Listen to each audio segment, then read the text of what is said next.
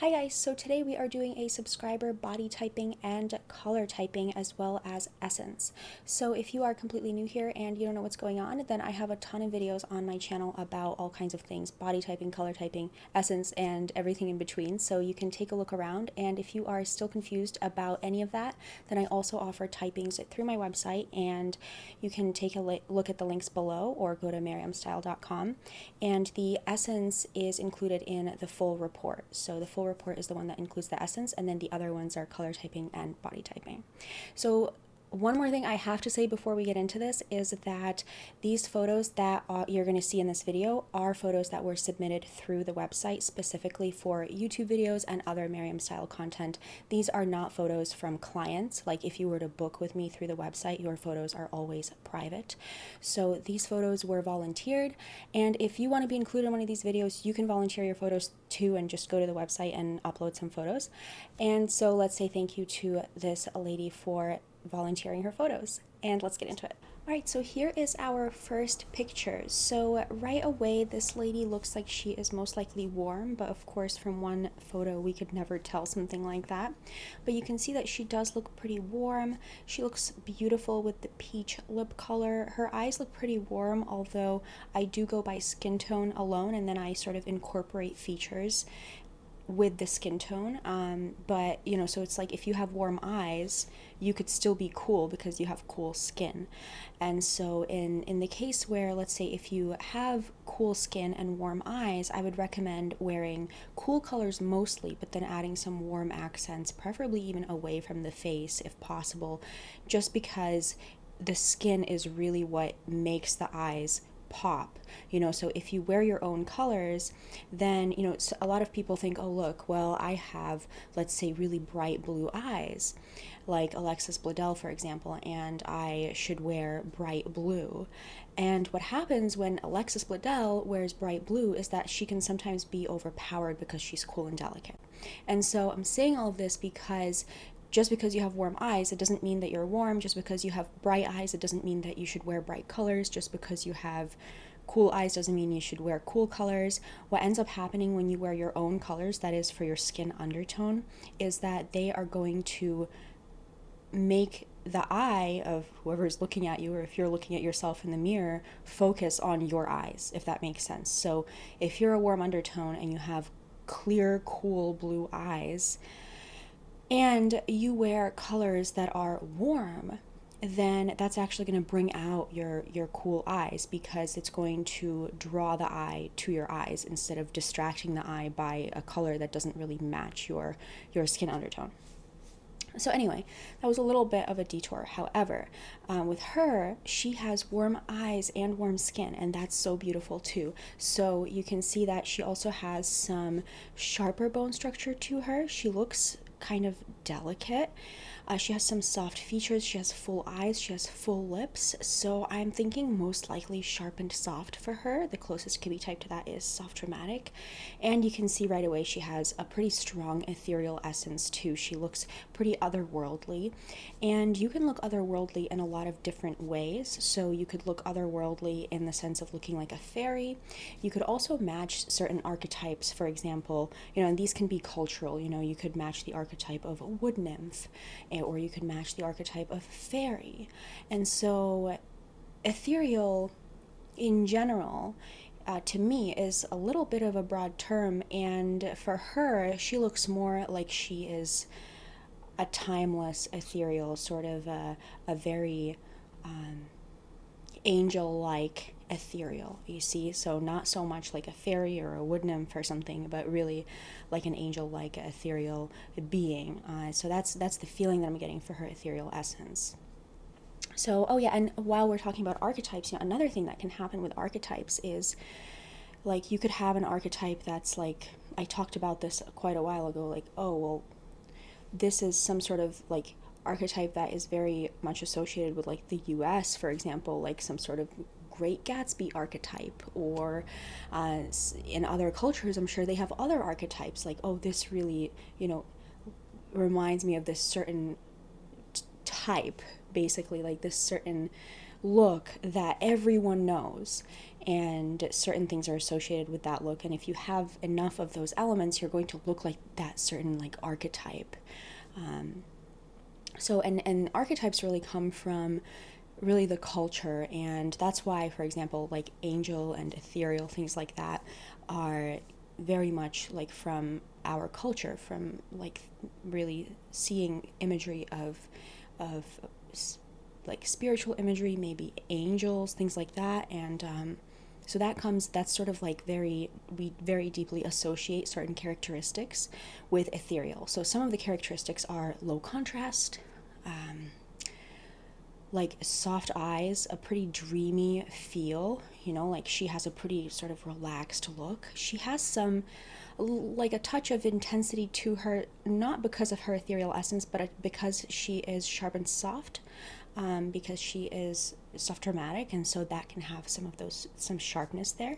But overall, her essence is very much very soft, very timeless, otherworldly, and that's what I'm seeing for her. And that's why, this kind of hair too with the long lines looks so beautiful on her. Okay, so you can see here, I think this dress looks gorgeous on her. Of course, this is a mirror selfie, and I say this in all of my typing videos. Mirror selfies can be hit or miss, in that on the one hand, mirror selfies don't have the problem of focal length, and in that sense, they can potentially even be more accurate than taking a camera photo of yourself.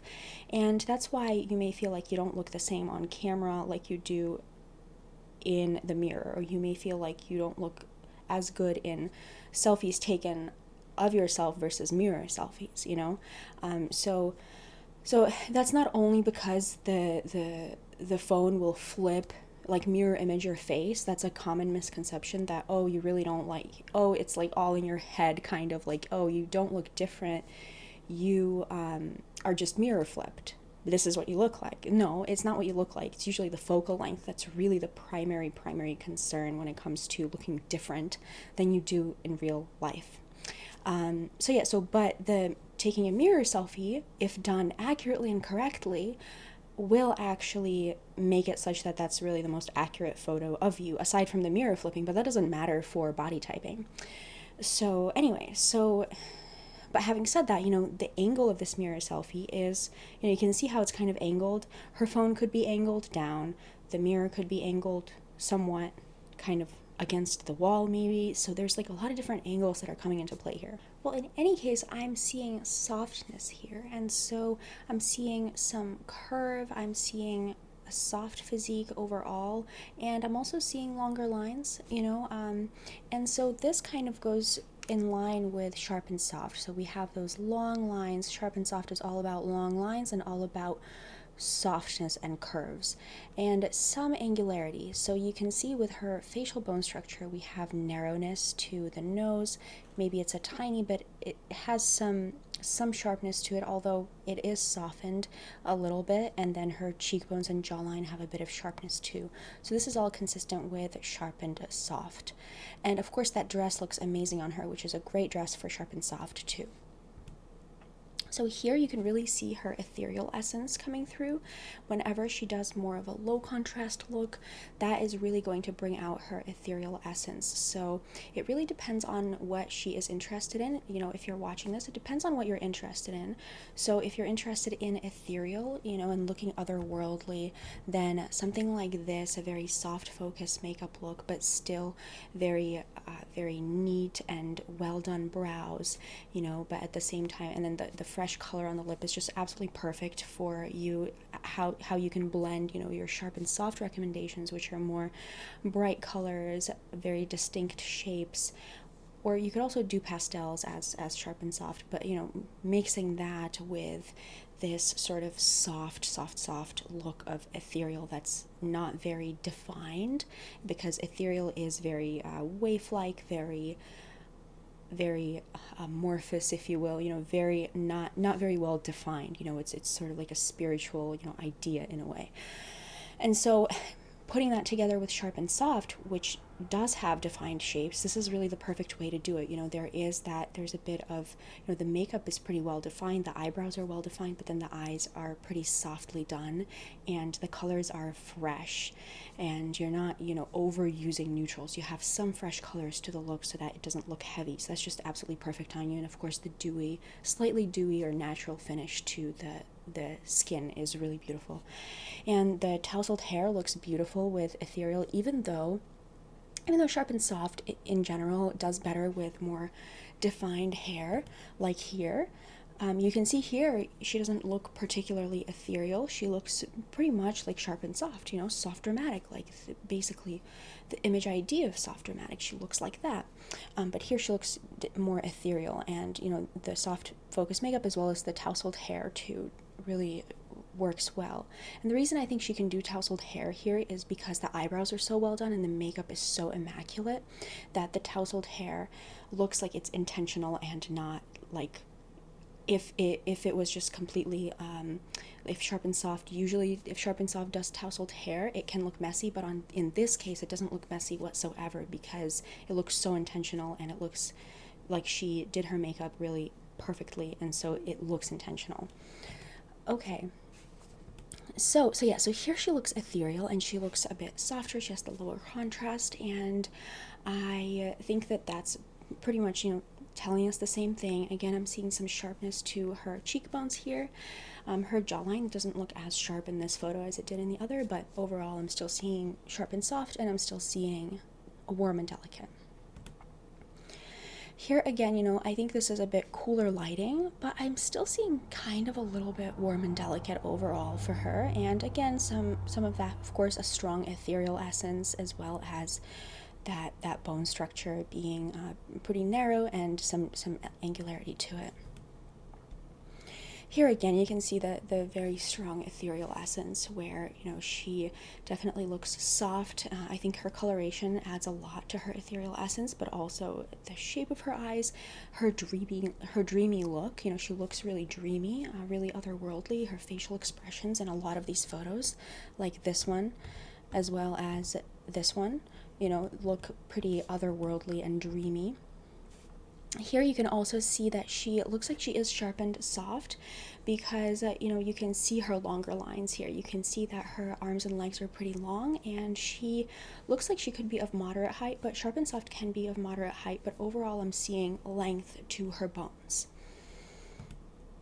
So here I love this for an ethereal look. I love how, you know, we have some higher contrast elements that bring in Sharp and Soft, but overall the look is still soft and delicate and softly colored, so that's beautiful for an ethereal look.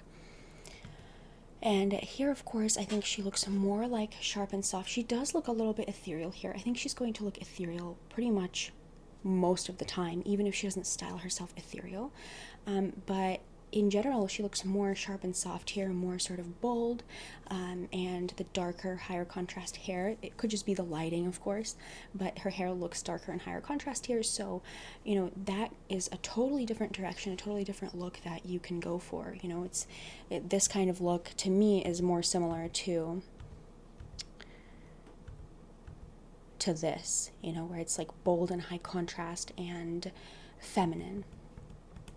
So yeah, and you know, the pastels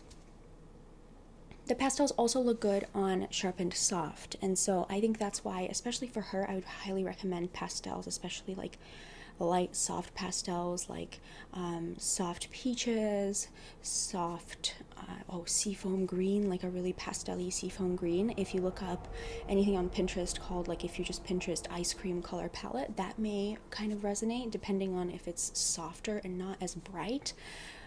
Anything that is, even though she is high contrast, right, because she has the ethereal essence and because Sharp and Soft already looks wonderful in pastels, I think that's just a perfect combination for her, and you can see how beautiful this looks. You know, it looks very soft, and it just brings her look together. So I'd really recommend pastels for her if she wants to do ethereal. Otherwise, if she doesn't want to do ethereal, she could do cool reds are beautiful on Warm and Delicate, and of course here, you know, might be a warm red, but warm red also works on Warm and Delicate most of the time. Cool red is just kind of a safer option because some people can be very, very close to neutral. But in any case, any kind of red is going to be beautiful on her. Even black accents, you know, like in this photo, like the pure black, especially if she were to do her eye makeup with pure black liner, because she really can do that as sharp and soft, even though she is warm and delicate. She could do pure black liner, and she could do pure black accents for her clothing and for her accessories, jewelry, anything like that. So here again, she looks ethereal, you know, very ethereal and warm and delicate. And here, you know, she does look ethereal here again, and I like that soft color on her. I think that brings out her ethereal essence, and I'm still seeing warm and delicate. Here she does look like she has a softer bone structure, but we have to take all of the pictures as a whole. This kind of lighting will make you look like you have softer bone structure. She looks like her bone structure is more, not as like structured, not as sharp. So yeah, but overall I would say she has a strong ethereal essence. Let's go back to the beginning and discuss. Ooh. So she has a strong ethereal essence. I think that's really what I see, almost like the most striking thing about her is, you know, of course, the sharp and soft and the ethereal essence, right? So she is sharp and soft. The closest Kibbe type is soft dramatic. She has a strong ethereal essence, which to me reads like sort of very soft and angel-like, not so much like a fairy or anything like that, but very, very otherworldly and spiritual and soft. And she's warm and delicate and high contrast. And for her, I'd recommend, if she wants to lean into the sharp and soft type of look, she can really go for reds. She can go for warm purples. She can go for cerulean blues, warm blues. Those are going to be beautiful for a warm and delicate, sharp and soft. Otherwise, she can also go for pastels and soft colors as sharp and soft. Or she could do like a high contrast look, you know, darker hair, bold eyes, more like this.